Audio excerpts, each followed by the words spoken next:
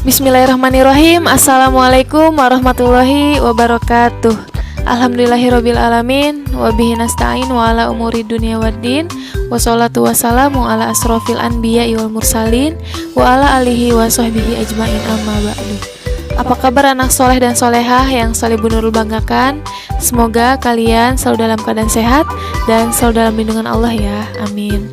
Hari ini kita akan belajar fikih. Pelajaran pertama yaitu tentang sholat sunnah rawatib. Kalian dibuka ya bukunya, buku fikihnya dibuka halaman 4. Kalian perhatikan bukunya dan dengarkan penjelasan dari Ibu Nurul. Nah, apa yang dimaksud dengan sholat sunnah rawatib? Sholat sunnah rawatib adalah sholat sunnah yang dikerjakan beriringan dengan sholat fardu. Nah, sholat sunnah rawatib ini dikerjakannya sebelum sholat fardu dan sesudah sholat fardu. Jadi, kalau sholat sunnah yang dikerjakan sebelum sholat fardu namanya sholat sunnah rawatib qobliyah. Qobliyah itu artinya sebelum. Kalau sholat sunnah yang dikerjakan sesudah sholat fardu, yaitu dinamakan sholat sunnah rawatib ba'diyah. Ba'diyah itu artinya sesudah. Sholat fardu itu tahu kan? Sholat yang ada 5 waktu itu, subuh, zuhur, asar, maghrib, dan isya. Jadi sholat sunnah rawatib ini dilaksanakannya sebelum dan sesudah sholat fardu. Sholat sunnah qobliyah atau sholat sunnah yang dikerjakan sebelum sholat fardu ini bermaksud untuk atau bertujuan untuk mempersiapkan agar lebih khusyuk ketika melaksanakan sholat fardunya. Sementara kalau sholat sunnah ba'diyah yang dikerjakan sesudah sholat fardu bertujuan atau bermaksud untuk menyempurnakan kesalahan atau kekurangan ketika kita sholat fardu. Oke, selanjutnya sholat sunnah rawatib ini terbagi menjadi 2. Ada yang namanya sholat sunnah rawatib mu'akkad, ada yang sholat sunnah rawatib ghairu mu'akkad. Kalian lihat poin A, sholat sunnah rawatib mu'akkad adalah sholat sunnah yang sangat dianjurkan atau sholat sunnah yang menjadi kebiasaan Nabi yang selalu dilaksanakan. Apa saja sholatnya? Yang pertama, 2 rakaat sebelum subuh. Yang kedua, 2 rakaat sebelum zuhur. 2 rakaat. Yang ketiga, 2 rakaat sesudah zuhur. Yang keempat, 2 rakaat sesudah maghrib. Dan yang terakhir, 2 rakaat sesudah isya. Jadi pelaksanaan sholat sunnah mu'akkad yang tadi Bu Nur jelaskan ya. Coba kalian lihat halaman 5.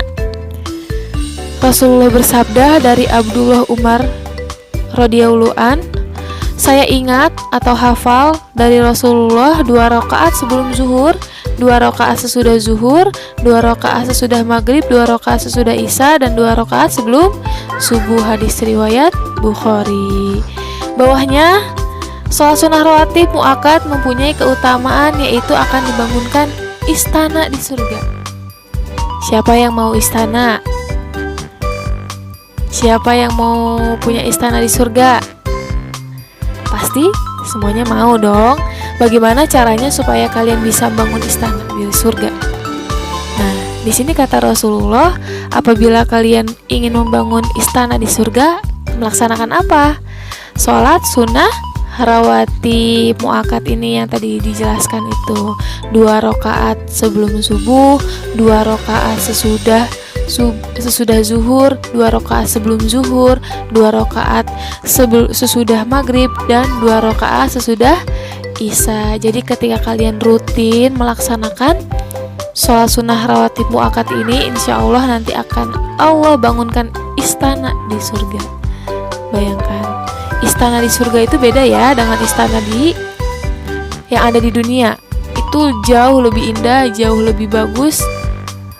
Gak akan bisa ada yang bandingkan istananya itu. Ayo yang mau kita laksanakan ya, insya Allah kita rutinkan sholat sunnah ini.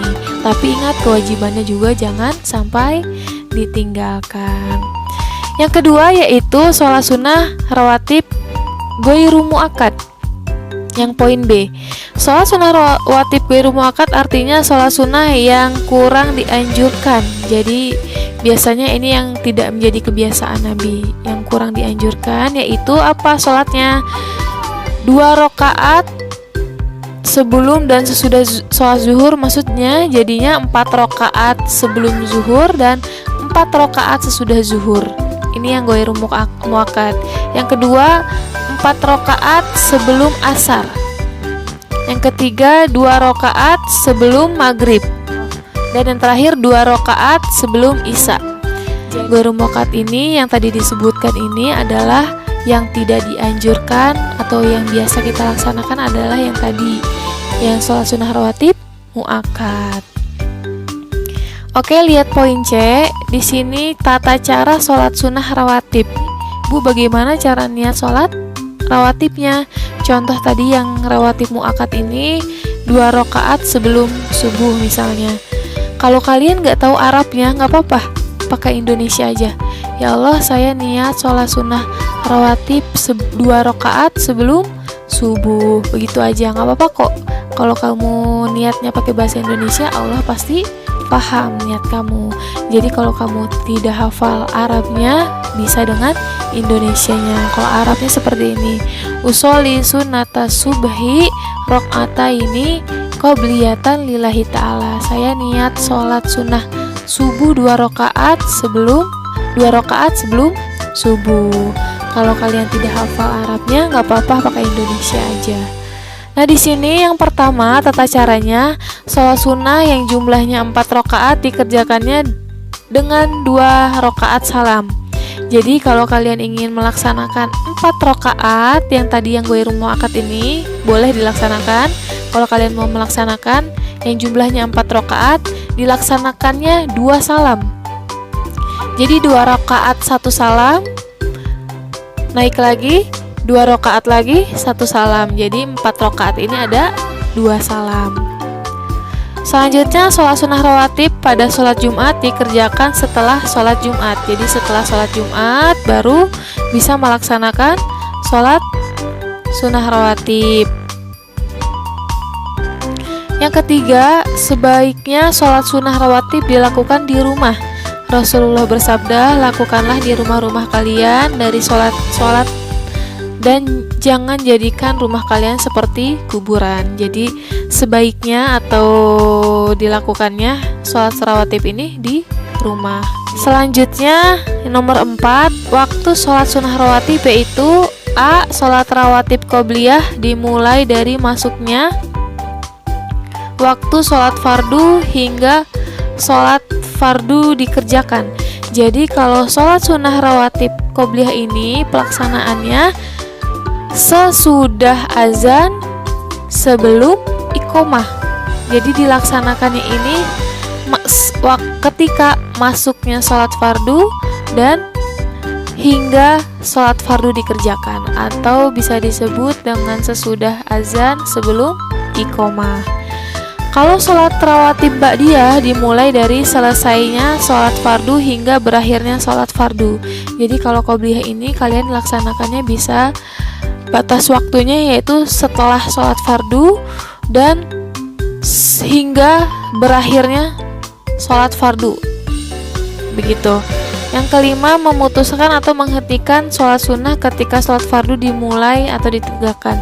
Jadi ketika kalian sedang melaksanakan sholat sunnah qobliyah nih sebelum sholat fardu, tapi sholat fardunya sudah keburu dimulai, imamnya udah siap-siap untuk sholat atau sudah mulai takbir, kamu segera memutuskan atau menghentikan sholat sunnahnya ya.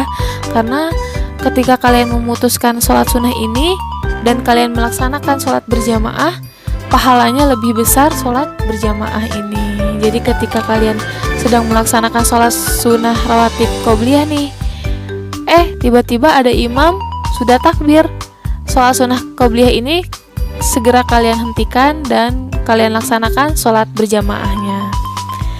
Selanjutnya halaman 8, tidak melaksanakan sholat rawatib ketika ada khutbah atau kultum.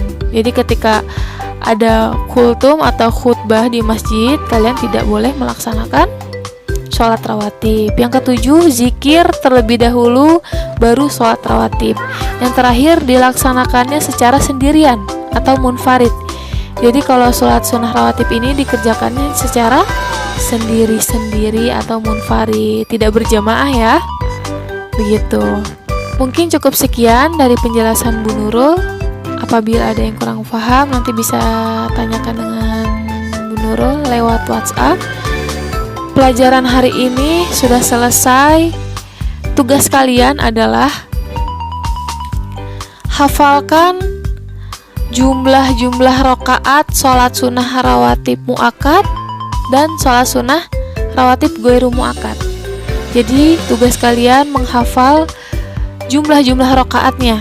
Tadi apa? Rokaat sholat sunnah rawatib mu'akkad apa aja? Sebelum sholat subuh, sebelum sholat zuhur, 2 rakaat sebelum sholat zuhur, 2 rakaat sesudah zuhur, 2 rakaat sesudah maghrib, dan 2 rakaat sesudah isya. Itu kalian hafalkan ya. Dan ghairu mu'akkadnya juga kalian hafalkan.